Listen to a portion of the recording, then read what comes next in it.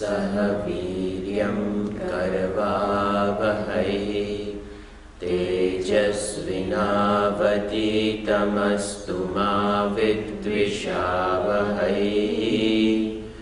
ॐ शान्ति शान्ति शान्तिः।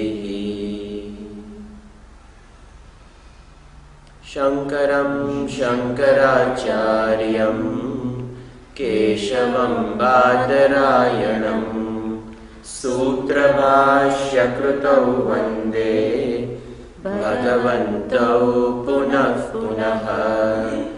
ईश्वरो गुरुरात्मेति मूर्तिभेदविभागिने व्योमवद्व्याप्तदेहाय दक्षिणामूर्तये नमः। समस्तजनकल्याणे निरतं करुणामयं नमामि चिन्मयं देवं सद्गुरुं ब्रह्मविद्वरम्।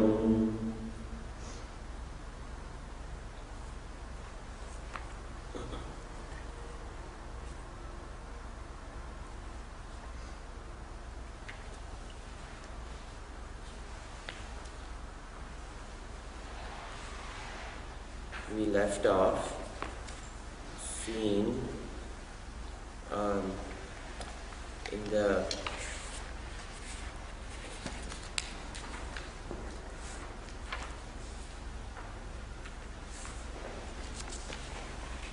second Mundaka, first section. We did the fifth mantra, we've done the sixth mantra. We were doing the seventh mantra. Tasmat cha deva bahuta samprasuta. From this Brahman, from this absolute being, tasmat cha devaha bahuda samprasutaha sadhya manushya pashavo vayamsi. Over here we saw in the previous mantras, from this Brahman itself rises this entire universe. The absolute nature was pointed out of this Brahman in mantra number 2, and then from there all of that etasmat jayate prano mana sarvendriyani cha. So from that the entire Brahman itself, when it becomes a cause for the manifestation in the duality, the experience of the duality, the objective reality is over here referred to as the kham, vayu, jyoti, apaha, and then there has to be a subjective reality which knows the objective presence which is created. So the duality, the secondness has to be known, and that is the prano, mana, sarva indriyani cha. So from these elements, the gross aspect becomes the world, the subtle aspect becomes the senses, and the subtle aspect knows the gross aspect, and in this way the creation comes out. Then the entire cosmic form was talked about, tasmat agni samiddo yasya surya, all that. Then tasmat ruchas samya jugam shidiksha yajnascha sarve kratavo dakshinascha. Then this universal cosmic being that comes out, how does that entire cosmic being sustain itself? So the sustenance of the entire in the higher vision was talked about in mantra number 6, then tasmacha deva bahuda samprasutaha. From there we are seeing that this entire world which is created, the world has to be maintained, and for every single thing that exists, there is a dharma that presides over it, and a poetic way of explaining that the maintenance of the dharma is done by this potential which measures and maintains the dharma, and that is devaha. In each one of them, in each one of the uniqueness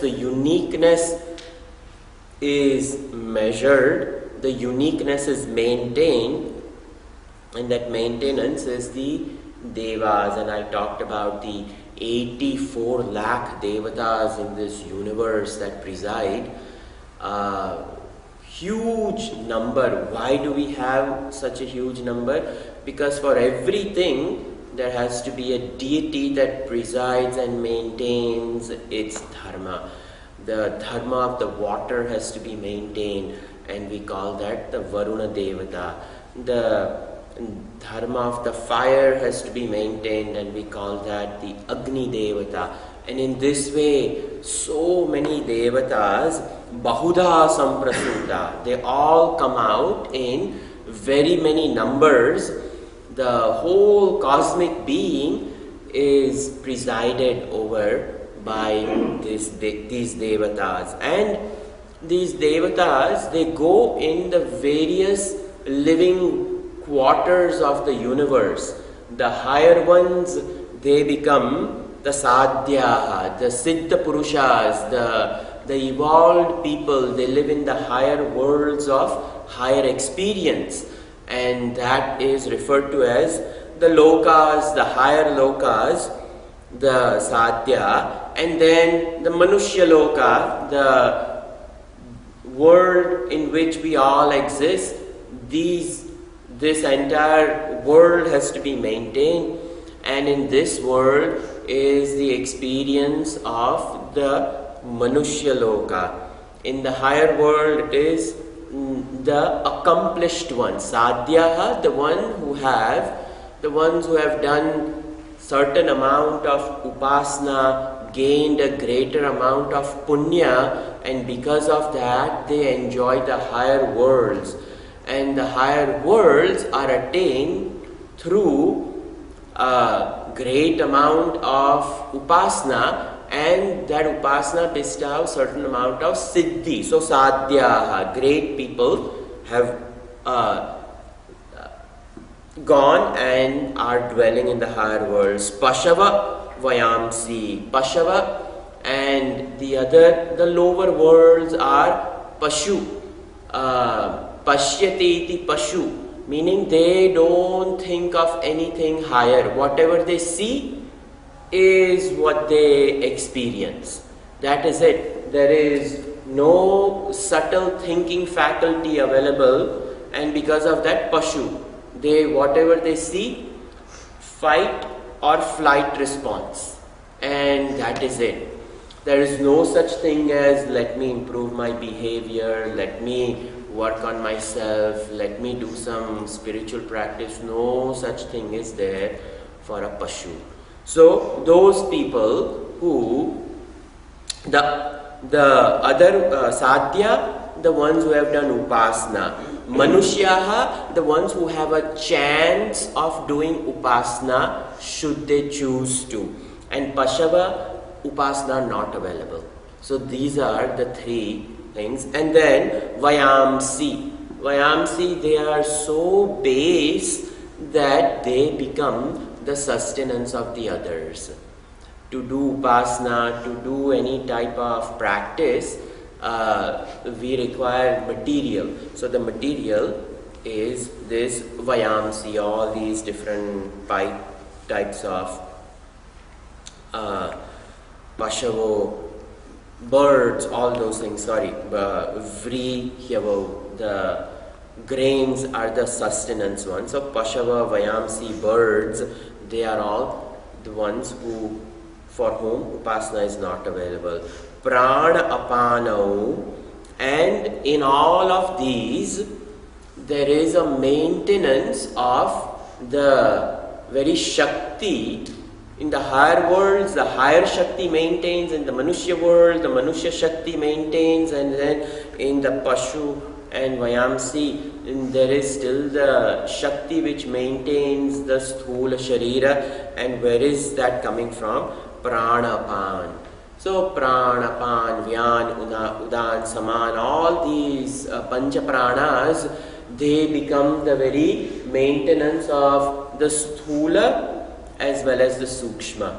It is the link between the two pranas, and that is how the Sthula is maintained as well as the Sukshma Sharira. Even though for the Vayamsi and Pasho, they don't even know that there is something known as a Jiva within, but it has to be maintained. Who maintains it? So over here, Prana Apano Vrihyavo Tapascha, and from that is born this tapa. That is where we left off. And for this tapascha karmangam purusha samskara lakshanam swatantram cha phalasadanam. That what is tapas? Tapas is not just because the world is throwing lemons at me, I am making lemonade. That is not tapas, because everybody goes through it. Even the animals, poor things, so if the dog is blessed, he will get some food. I'm talking about the street dogs. Over here they have everything. But the street dogs in India, we look at them, some of them are famished, and poor thing, we can count every single rib on it, because doesn't have the bhagya of food. And then there are some dogs, they live on the street. Every household will give the last roti to that dog, so he will have ample to eat. So even though both are destitute to living on the streets, they still have bhagya. And the tapas of that poor dog who gets absolutely no food, that's a tapascharya. Life has to go on. So it is also making lemonade, just living day by day by day. But over here, for a human being, it is not just forbearance of pinpricks of life, like how Swami Chinmayananji used to say. Why do I forbear the pinpricks of life? Because I have to evolve. And that forbearance should result in a transformation. And that transformation is talked about, that karmangam purusha samskara lakshanam. The tapascharya, the forbearance of life, samskara lakshanam. It becomes a cause for the purity of the inner equipment. Swatantram cha phalasadanam. And this is an independent fruit which we get out of it, provided we take tapas as a sadhana. If tapas is just lemons are thrown, I'm going to make lemonade out of it, what else to do? And we, even after making lemonade, we complain to the neighbor that we run into in the grocery store. For a one who lives the life of tapascharya, there is no complaining. That is considered to be phala sadhana. If there is some commentary which is made, then that commentary will inhibit our growth from happening. Shraddha yat purvakaha sarva purushartha sadhana prayogascha chitta prayogaha chitta prasada astikya buddhi. So, born out of this tapas is Shraddha. The Shraddha and tapas go hand in hand. We even saw in Kaivalya Upanishad, Shraddha, Bhakti, Dhyana Yoga, Davaihi. And that Shraddha is a tapascharya. It is a tapascharya of the mind and the intellect to come to believe or come to even accept the word of the scriptures which are telling me something different from my experience. Right now my experience is like Pashu. What is that? Pashyati, whatever I see. But the Shastra is saying whatever you're seeing is illusion. And should I believe my eyes or should I believe my books? What should I believe? When a person walks in without any background of spirituality and we tell that person that what you're watching, what you're seeing is illusion, they will laugh. When in the days before, when it was postulated that the earth is round, those people were hung and killed. Why? Because we see it is flat. How dare you come and say it is circular? So you imagine the tapascharya of the scientists who died just because they said that the earth is round. So, because we are so used to believing what we are seeing. Sunrise and sunset, the sun is coming and the sun is going. From the standpoint of sun, there is no rise, there is no set, it alone is. In fact, the sun has never seen night time. So, this Shraddha and Tapas, they are both two sides of that same coin which builds a spiritual vision of life. Both are required and they both sustain one another. They are both responsible for raising one another. They raise the bar for one another. So, Shraddha is yat purvakaha sarva purushartha sadhana prayoga. Now, as spoken earlier, as spoken in the previous section about karma, that karma has to be done in a particular way. Now, if the scriptures say that action has to be done properly, it has to be done with proper attitude, it has to be done with proper ingredients, this, that, I have to have that belief. So, as spoken, sarva purushartha sadhana prayogaha. All effort put.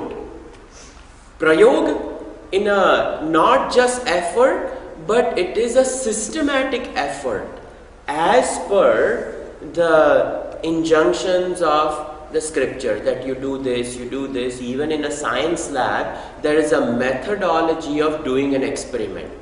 We cannot skip. And if we do, there will be a nice blast in front of us.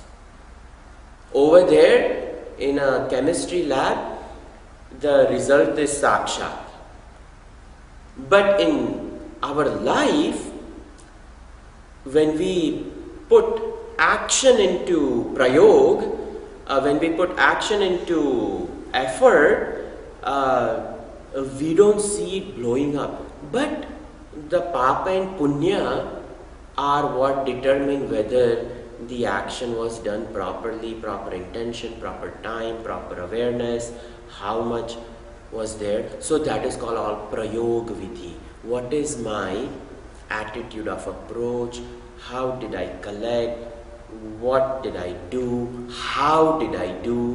When did I do? With whom did I do? So all the vibhaktis are taken care of. So that is called Yat Purvaka, as spoken of in the earlier, and Purvaka over here also means this is, Upanishad is in the end of the Vedas. So it is Vedanta. So Purvaka meaning the Karmakand portion, everything included in the previous sections of the Vedas. It was done properly, it was understood, and it was done in the spirit of growth and offering. So Sarva Purushartha Sadhana Prayoga Chitta Prasadaha. And what is the result when the action is done properly? There is a prasannata of chitta. What is the prasannata of chitta? Quietude. The mind becomes quiet. This is the greatest fruit that we can attain because of our belief system, and because of the belief I approach activity properly. And when I approach activity properly, what is the fruit that I have engaged in things properly? There will be uncaused joy of mind. That is called Chitta Prasannata. And what will that do? When karma is done properly, mind will be at peace, and that peaceful mind starts becoming subtler and subtler. And that subtler and subtler mind, intellect, now that same atheist will turn into agnostic, then he will turn into a believer of God. Astikya buddhi is born out of it. Astikya buddhi, the buddhi which believes in the principle of existence. That you know what? There is a universal law. He guides everything outside, within, and I am. That is the highest type of Shraddha, that I have complete faith in the existence of the existence of Brahman. So Shastreshu Guruvakyeshu Satya Buddhi Avadharana. Now that whole definition will fit in. That Shastreshu Yat Purvakam, in the past, what is talked about, in the past, in the earlier section, I believed in, I did the actions properly, and Guruvakyeshu Satya Buddhi Avadharana. Over here, this Astikya Buddhi, where did it come from? Teacher introduced that there is something known as Atma, and this Atma is not something in seventh heaven. Actually, that Atma is you. So that is now Shraddha. That's why Prayoga Chitta Prasada Buddhi Chitta Prayoga Chitta Prasada Astikya Buddhi Tatha Satyam Anruta Varjanam. So what is Satyam? Anruta Varjanam, devoid of all types of mithyachar, all types of all types of wrongdoing. Not just that, but false words are not uttered. Anruta, I'm trying to figure out how to say Anruta. Not true. But over here, this truth is considered to be the highest, and anything said other than that becomes Anruta Vachanam. So no words in English exist to explain that. So Anruta Varjanam. And our conduct also should be in line with the highest truth. If our conduct diverges from that, that also becomes untrue. So there is the truth at the level of the thought, word and deed. So Anruta at the thought is the rejection of Brahman. Maham Brahma Nirakuryat, Ma Brahma Nirakarot, Anirakarnamastu, Anirakarnam me astu, Tadatmani Nirate Ya Upanishadsu Dharmaha, Te Mai Santu, Te Mai Santu. You know, Shanti mantra of our Samved, that may I not reject Brahman, That is the truth at the level of the thought. I have accepted it.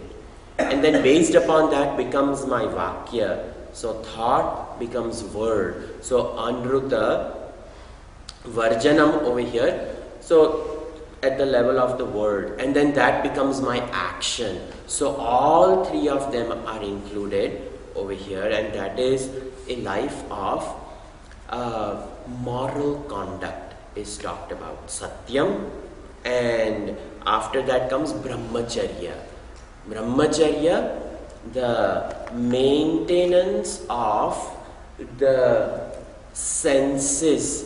The senses are maintained properly, they are respected, and all of those over here, he just goes directly to Maithuna. Maithuna asamachara.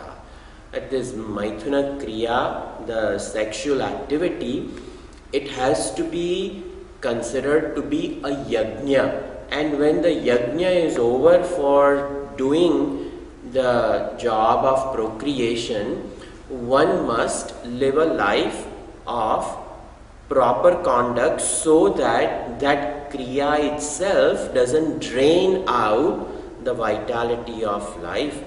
And vidishcha, and all the vidhi, the ways of living which are born out of it, cleanliness of the physical level, cleanliness at the subtle level, and maintenance of all this so that the whole thing can be maintained. As a human being, it is an opportunity for me to do upasana, meaning a systematically thought out action which will purify me. And for the maintenance of that, whatever is required is called vidhi. All that. And another name of vidhi, shastra is also called vidhi. Vidhi nished, that what is to be done, what is to be avoided. And Brahmaji's name is also called vidhi, because he is the one who is the creator of everything. So over here, basically whatever is approved by Brahmaji is to be put into use. That is the highest form of a life. So over here, the darshan is given of that jiva. That jiva which arrived, now how should that jiva live? That was all talked about over here. Now, all the experience of that jiva, exclusive experience of that jiva. Next mantra, mantra number 8. Sapta prana prabhavanti tasmat. Sapta prana prabhavanti tasmat. Saptarchishas samidas sapta homaha. Saptarchisha samidha sapta homaha. Sapta ime lokayeshu charanti pranaha. Sapta ime lokayeshu charanti pranaha. Guhashaya nihita sapta sapta. Guhashaya nihita sapta sapta. So over here, in a very cryptic language, the absolute which dwells within the city of this body is talked about. So when it is sapta prana, so the first prana over here is talked about as the absolute, the sapta prana, the 7 apertures which exist on the head itself, the 7 holes through which the Shakti of Brahman which peeps out. Those 7 holes, so the 2 eyes, the 2 ears, the 2 nose and the mouth. These are the 7 holes. Shakti comes out and embraces this world. So the jiva which dwells within looks at this world, embraces this world through these 7 holes. So maximum holes are on the head, and then the bottom 2 holes are continuously closed. But the one in the head are the ones which are open, and through these 7 windows the jiva peeps out into this world. Prabhavanti tasmat. From that Brahman came out this entire form of the Manushya with 7 apertures, and in these 7 apertures dwells this Brahman. Through these apertures, that same Brahman embraces the world that it itself has produced. So earlier, the cosmic form of Brahman was talked about, that the head is the higher worlds, the feet are the Mother Earth, and all those things were talked about of the universal cosmic form. So from that cosmic form comes out an individual form, and in this individual form also, just like the cosmic one maintains the cosmos, the individual jiva maintains the individual world, and the individual world is enjoyed by this jiva. So sapta prana prabhavanti tasmat sapta archishi samita sapta homa. And how is the Brahman peeping through these? When the eyes look at the world, the eyes will pick up color and form. When the ears enter this world, the ears will pick up the world of sound. The nose will pick up the world of smell. The mouth will pick up the world of taste. So, on the tongue, when lemon is put, the tongue is capable of experiencing the sourness. So, the tongue becomes a homakunda, and lemon becomes the indhanam which is poured into the homakunda of the tongue, and the archi which rises from it. When we put ghee into that homakunda, the flame which is small, now that flame shoots up. So the flame which rises up is the experience of the sourness. So like that, in each one of these 7 apertures, the 7 homakundas are going on. And in each one of them, the ahuti of the sense object is poured, and when the sense object is poured into the homakunda of the sense itself, the experience which rises is experienced by the yajman. And who's the yajman over here? Tasmadeva. Bhagavan, you alone are the yajman who is doing this homam, and this experience is yours. So, Sapta Archishi, the 7 flames which are going on, Samidda Sapta Homaha, the 7 homas, and the Samidda, the sense object which is poured, is the one which creates the experience of life. And in this way, this jiva, through these apertures of the senses, these are the physical apertures, but the indriya is the one that does the grahanam of the vishaya, the sense object. And when the indriya does the grahanam, the sense is at the level of the mind, and then the experience of that archi which rises is the intellect which identifies the sense experience. Sapta ime loka yeshu charanti pranaha. And in These 7 senses, this Brahman moves about, this absolute moves about the pranas in the live body with all of these homas going on. The fire has to be fueled and the fire has to be fanned. So who fans it? The pranic Shakti is the one which fans all the homas going on in the apertures of the body. And Sapta ime lokaha yeshu charanti pranaha. So all these lokas. What are the lokas over here? There's so many different acharyas. They give so many different explanation of loka. Over here, Shankaracharya ji is just saying that loka only means that it is the sense itself.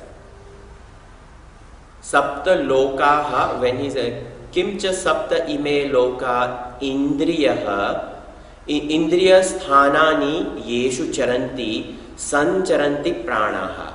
So Shankaracharya ji says these lokas are the indriyas. Now there are some acharyas, I have read so many different commentaries, they say that these lokas also mean the levels of experience. Some people will go through the same experience, but what they get out of that experience is very different.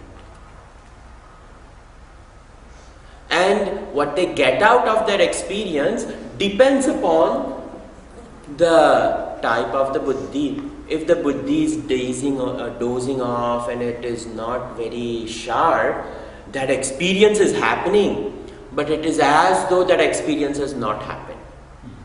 That boy sitting in the class, math is going on, the teacher is teaching, but he is lost thinking about some girl. So he is physically in the class, everybody is learning mathematics, but for him it is the Michelle Loka, whatever that girl's name may be. So the Loka is the place in which we dwell, and we give pranas, meaning we give importance to that. Physically we may be in a math class, but the pranic Shakti is given to some girl. Then that becomes that boy's experience. We call it daydreaming or the mind escaping, so many different ways. That is one explanation. Some people, the teacher is teaching, but there may be a very sharp boy who is capable of getting that, and the buddhi can even go beyond it. And they will pick up on more things, and his questions will be in such a way the teacher says, hold on, we are not covering that subject. That subject is coming up next week. He's already, from what he's learning today, peeped into what is coming tomorrow. That buddhi is very sharp, it is picking up. So that loka, that experience is a very subtle experience, he is capable of getting it. Now there are other acharyas who say this body has 7 chakras, and these are the 7 subtle places of concentrated energy in each one of these places. And if the energy is in the lower, the thought process is lower. And as the energy, the 2 serpentine energies, when they cross living in this world, yet we rise in our spiritual experience. So these are also called the 7 lokas. And these 7 lokas are fanned by what? The 2 energies, Ida and the Pingala. Those are the pranas. So these pranic Shakti which rises that is also explained, some acharyas explain it that way, that sapta ime loka yeshu charanti pranaha. And over here the pranas become the ida and the pingla, because that is a pranic shakti. And it is only through pranic shakti, proper maintenance of the prana's thought process and everything, we raise the jiva from the lower to the higher realms of experience. And in this way, that person, some people, they live in this world, but they are completely into the higher worlds. If their pranic shakti dwells in Agnya Chakra, what will be their vision? Their eyes will no longer see the duality. Their eyes will be dwelling in absolute Brahman. They see everything. Drashti jnanamayi krutva pashyed brahmamayam jagat. Shankaracharya ji said. So that is Agnya Chakra. The drashti jnanamayi krutva. And then the two eyes will only see pashyed brahmamayam jagat. That is a higher loka. Guhashaya nihita sapta sapta. And in this cave of intellect, cave of the equipment, body, mind and equipment, in this cave that everybody has, nihitaha, dwells this sapta sapta. Over here it is said that the one who uses the 7 apertures in all animal kingdom, when it is said sapta sapta, Shankaracharya ji says, implied to pratyek jiva jiva, like that. He says, in all of them, sapta sapta pratiprani bhedanam, bhed. Different animals it dwells.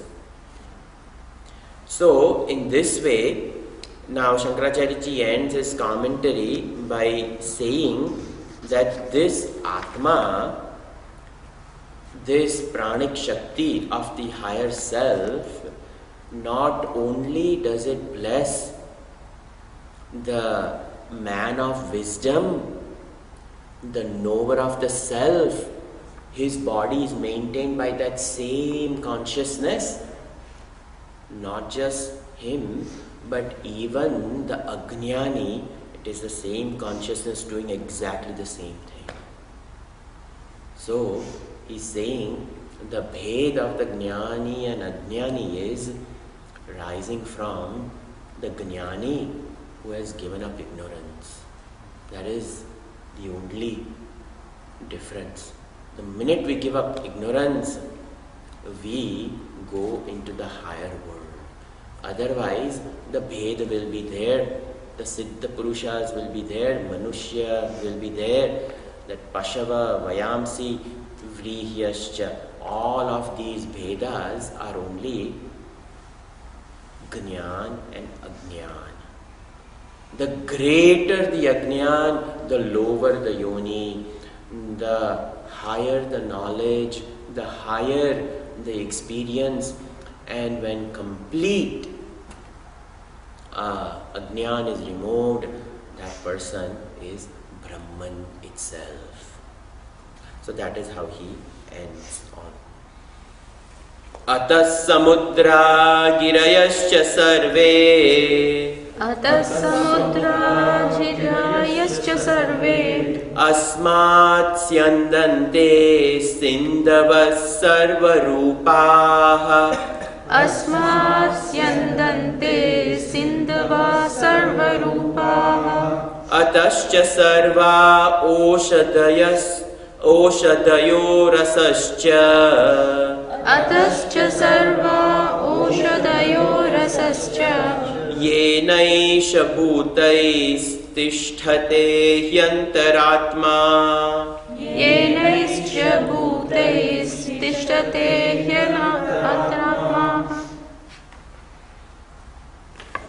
So now the 5 elements, the whole world, the jiva, the indriya, then the indriya vishay, the homa which is going on, and then what is this world in front of me? When he sees the world of objects which are poured into the 7 fires going on, Saptahoma, Ataha, from that Atman itself, from the Purushat, from the Absolute, Samudraha, the Samudraha, Sarve Ksharadhyaha, all of the salty oceans. So all of these 7 great oceans, Samudra, Girayascha Sarve, great mountains like Himalayas, Asmat Syandate Sindhava Sarvarupaha. From this Absolute itself comes out these great rivers, Ganga Adi, all of these rivers, Sravanti, they flow about, Sarvarupa, in different forms. Some are long, some are very short, some are only during the monsoon season, some of them perennially are flooded. Rivers like Brahmaputra, they flood 4-5 times a year. When the snow melt is there, it floods.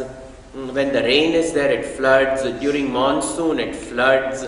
Winter months, it floods. So almost all season, she is perennially flooded, Brahmaputra. So she is the one removing the entire water from the other side of the entire Himalayas, and when it comes with a great force. And then on this side of the Himalayan range, it is Gangaji which collects waters from all rivers, and both of them, Gangaji and Brahmaputra, they both unite at Ganga Sagar. And in this way, it is the example of the rivers in Bharatvarsh. Like that, the only river which flows, most rivers flow towards the equator. The only one which flows away from the equator is Nile. And it even gains altitude so the water flows upward. And there's the uniqueness of Nile river. What to do? Bhagavan has created it like that. So Sarva Rupaha.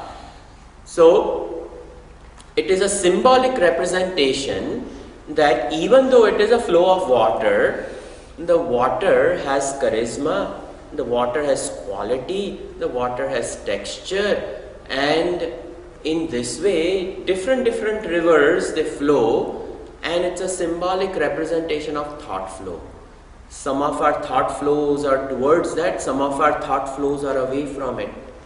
So this Sindhava, the rivers are the symbolic representation of the flow of the universe, whether it is towards or away from it.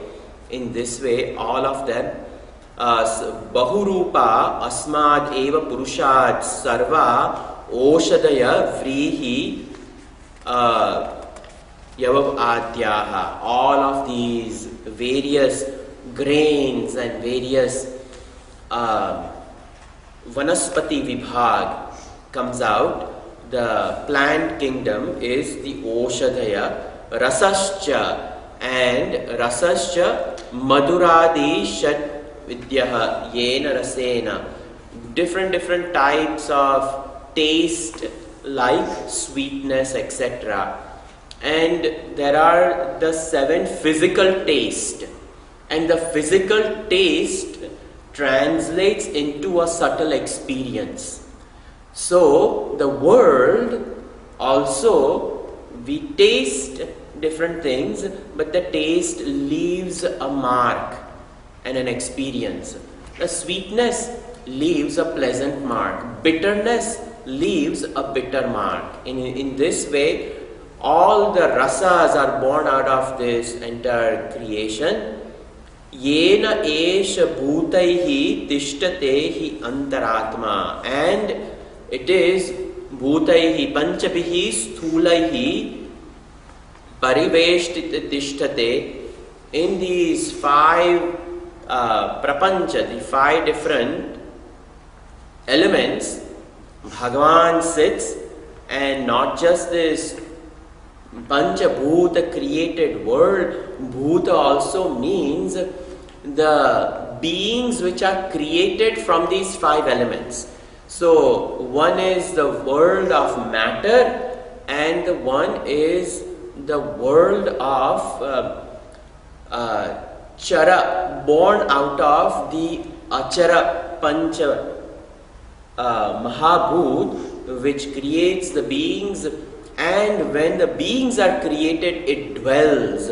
Antaratma, the inner self of Vyaptam Yena Characharam. It pervades both the movable and it pervades the immovable. In this way, Tishtati hi Antaratma Lingam Sukshmam Shariram. That subtle body dwells, and within the subtle body is the spark of consciousness, which brings about the whole self. And in this way, the entire Shrushti comes out, the individual cosmic world of Bhuloka for the experience of the Manushya Rashi comes out. The rivers, the mountains, the oceans, the trees, the animals, the birds, the 5 elements, everything is from this Bhagavan itself arises everything. Now that we started out in the second mantra that Aprano Yamana Shubhraha, this Shakti of Brahman, which is devoid of pranas, it is ever immaculate, it is ever presence.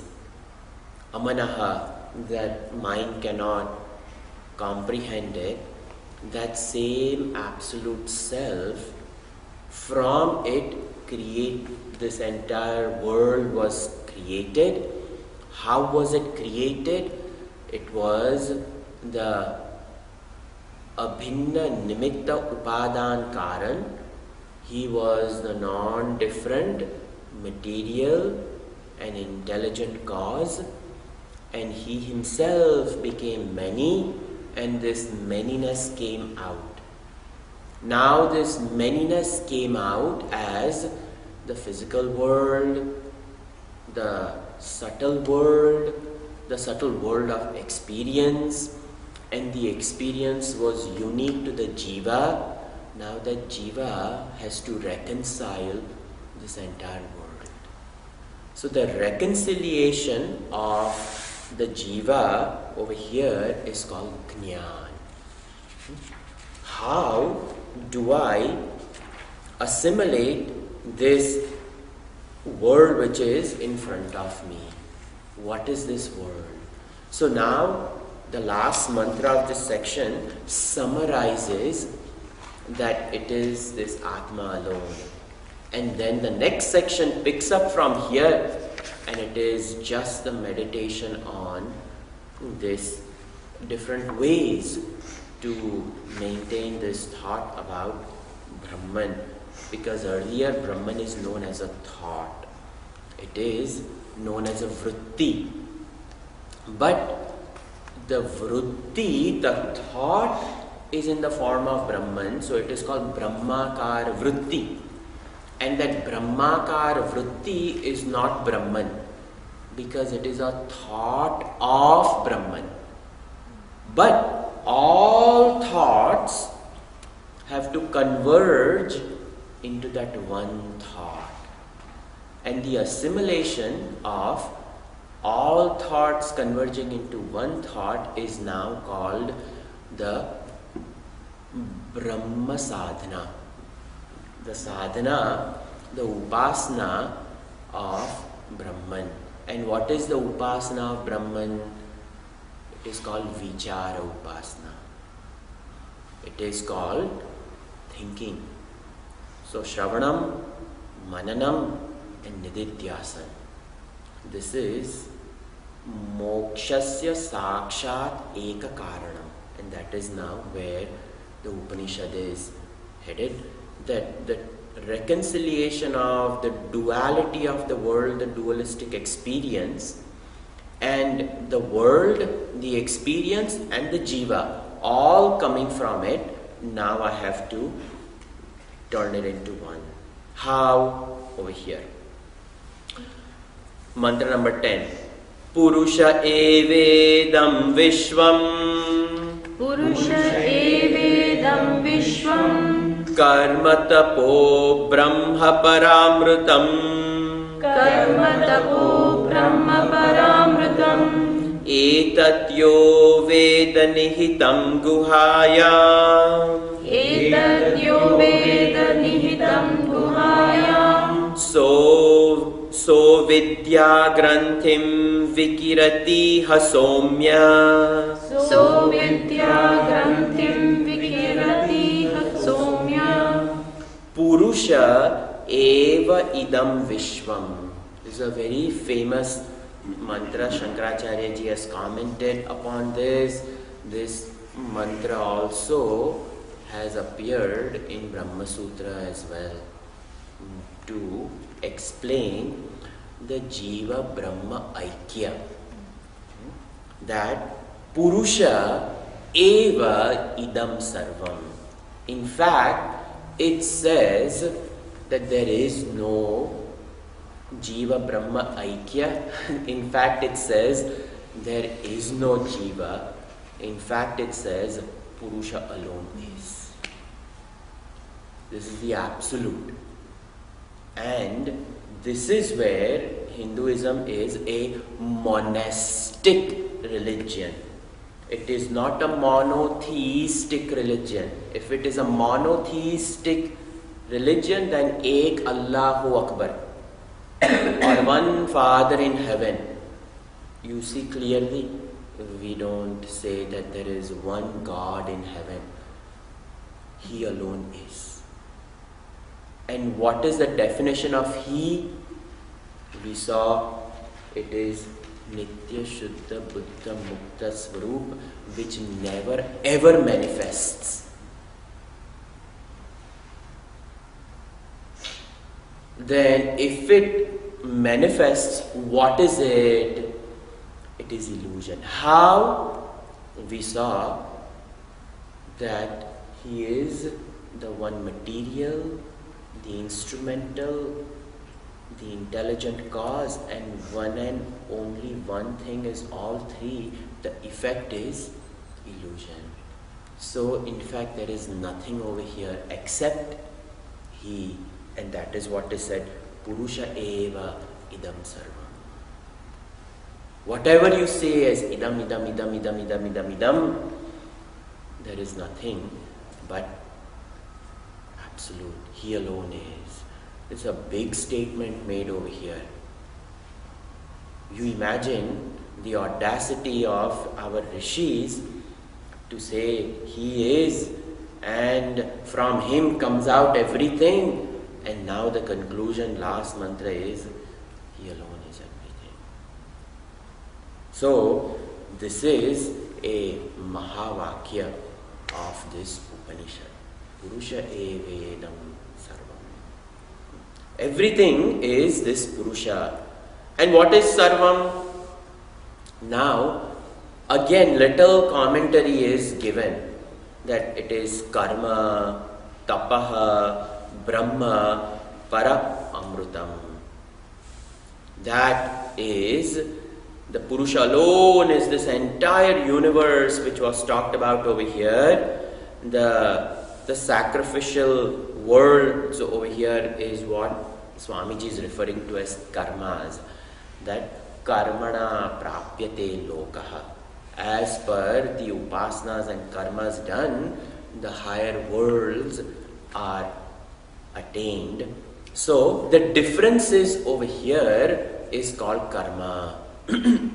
And the entry into this world is known as tapas. Because austere is required to enter them, and that is the Brahma Paramrutam, and the highest the immortal self sits above everything, and all the differences that you see is just karma and tapas, karma and tapas. For it, we will continue next week. Sarve bhavantu sukhinah, sarve santu niramayah, sarve bhadrani pashyantu, ma kaschit dukkha bhag bhavet. Om Shanti Shanti Shanti. Harihi Om Shri Gurubhyo Namaha. Harihi Om.